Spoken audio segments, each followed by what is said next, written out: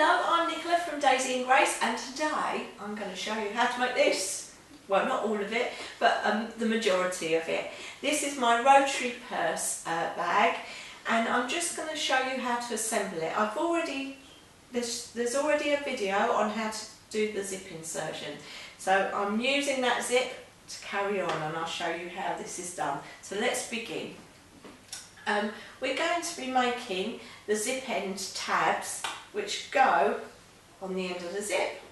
So I've got my pieces here, and firstly I'm going to tack them, and I'm tacking using a really long stitch on my sewing machine, just tacking the interlining to the zip end tabs, and you can see I'm chaining, what we call chaining. So you don't have to back tack or anything, just chaining, and this tacks the interlining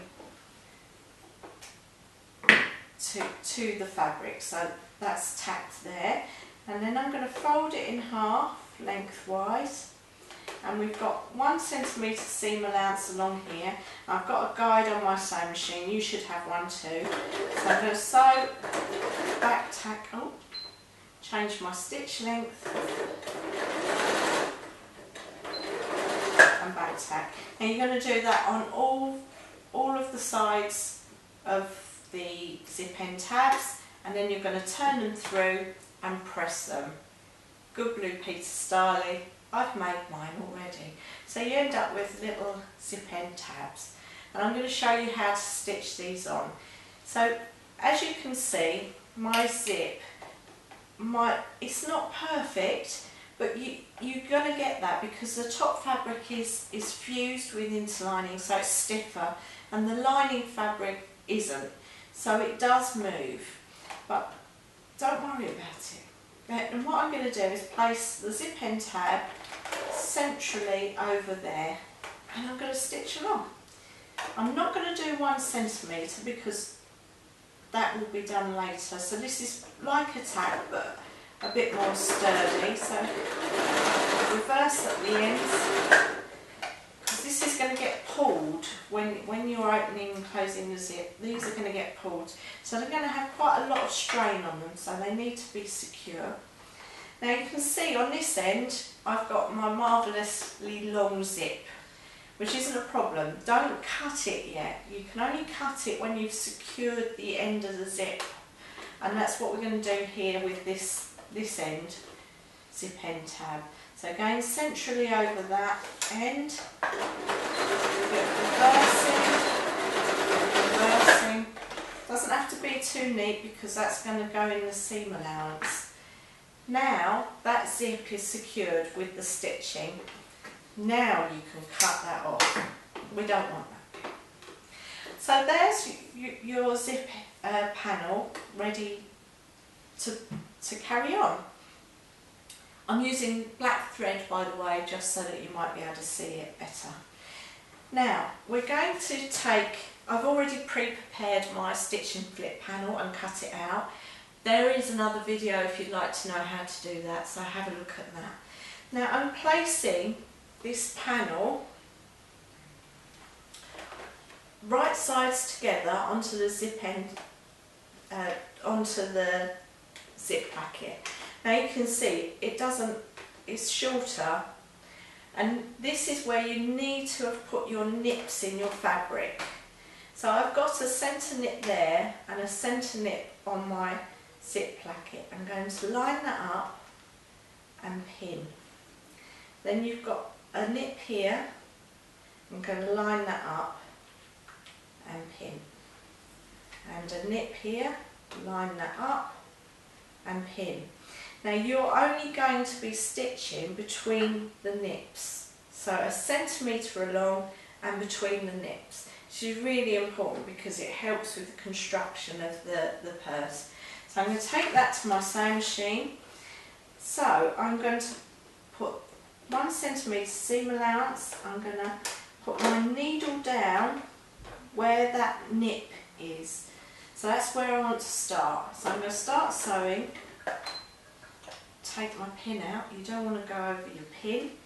And then back tack slowly, just to the place where I started, that's it. And then carry on stitching. Pin out. Now you've got to do the same at this end.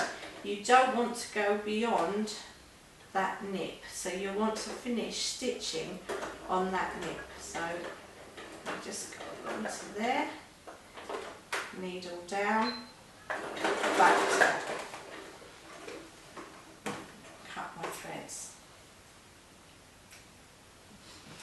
So as you can see, this stitch has gone a little bit too far from the nip, but that won't be a problem. We'll sort that out. And then you do the other side.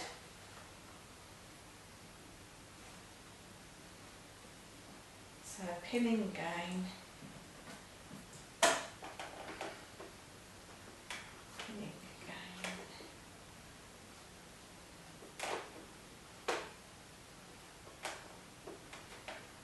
There. Under the machine.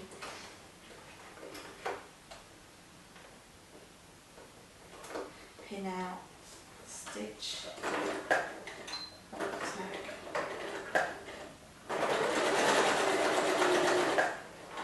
pin out.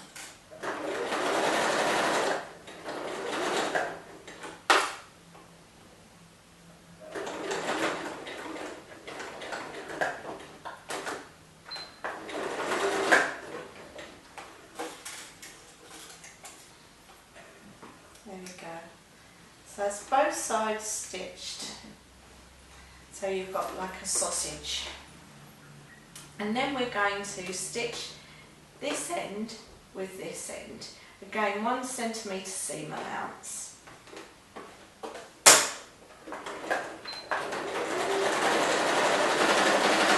Be careful when you go over the zip. You don't want to break your needle. This side.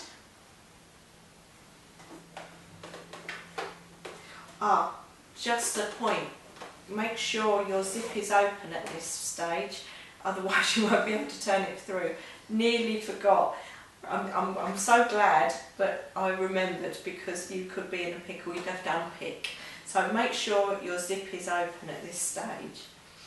This is the other end, and I'm going to stitch 1 centimetre across that end too. It's beginning to look a bit more like a purse. Snip my threads. So we're getting to look a bit more like the purse. Now the reason I said about starting your stitching at your nips is because for this next process we're going to open those seams out and stitch. But as you can see, it's all a bit messy here. But if you snip down to that stitch line, so if you snip down, and I'll do it on these sides as well, so just your zip panel, snip to there, don't cut your stitches, just cut the fabric down to that nip, and don't cut the underneath fabric, just your lining, well it's the lining and the zip placket down to that, down to there, and you see that stitch has gone further than the nip. That won't matter, we can still do that. Now when I turn it, let's do this end, it suddenly magically becomes a lot more manageable. You can see where that's snipped, that opens out and it becomes a seam that you can sew better. So I'm going to do 1 centimetre seam again, back tack, right away along, and you'll see that you just catch that corner of your stitching there. Back tacking, and that's one corner done. So I've done all of the corners now, I've stitched all of those corners and I'm going to put that aside. Next is the lining. So on the lining, I've partly done the lining, so ignore this end bit, but on this lining you want to press under a centimetre seam allowance. You've actually got nips there, which makes it really easy to just press that. So you've got that nice pressed seam allowance under. And this you may think it gets a bit confusing, but there is a method in my madness, trust me. What you're going to do is you're going to fold your fabric up to this nip.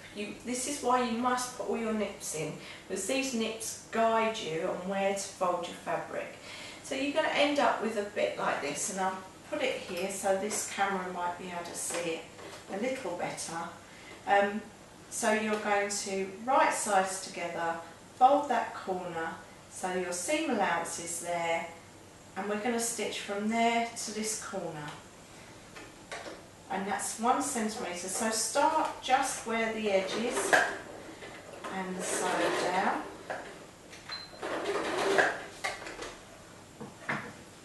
And this, it seems a little bit weird, but it really does make sense. You'll get it in the end.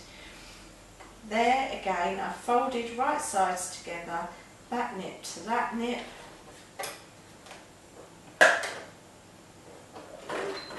Back tack.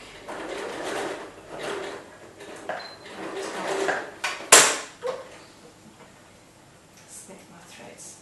Now I've done that to all 4 corners, so you can see they've all been done.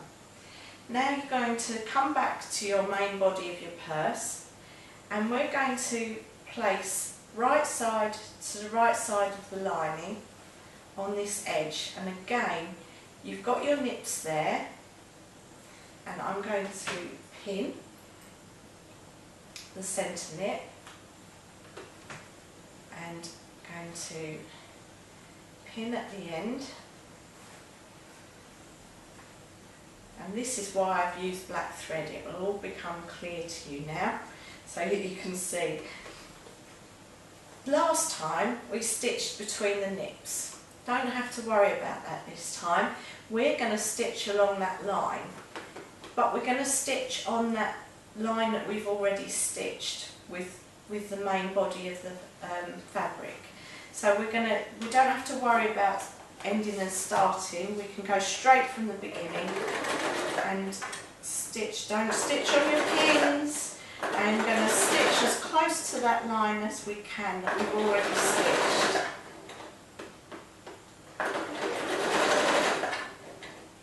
Gone a bit wibbly wobbly there, it doesn't really matter. Right to the end. So one side is done, and then we're going to do exactly the same with the other side. So match that nip, turn it round this way because this is the way I want to sew it. So pin in there. It all looks a little bit weird, but it will come together, I promise you. There, and then move that out of the way, and again stitch on that line of stitching that we've already done. Oh, and I've done something that you shouldn't do, stitch over the pin.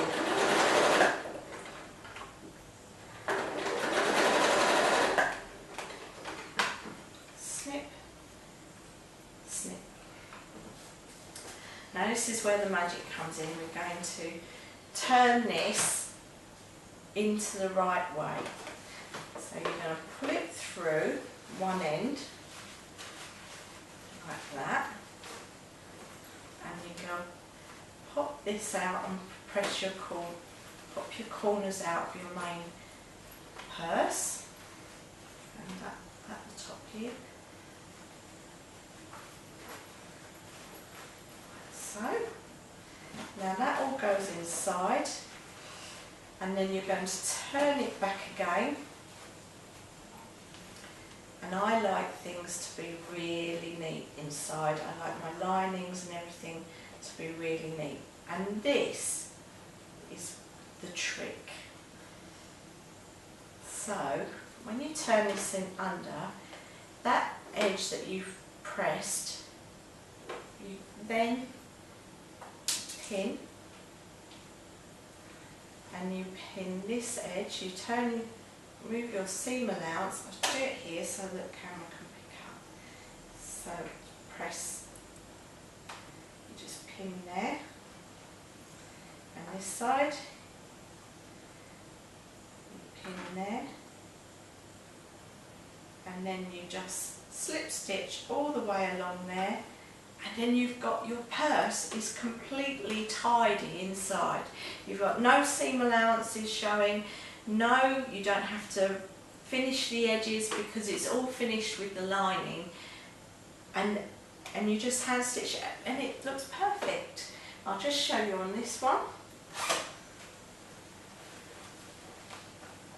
You can see, look how neat that lining is, and you just slip stitch that all the way around here, and doesn't that look lovely?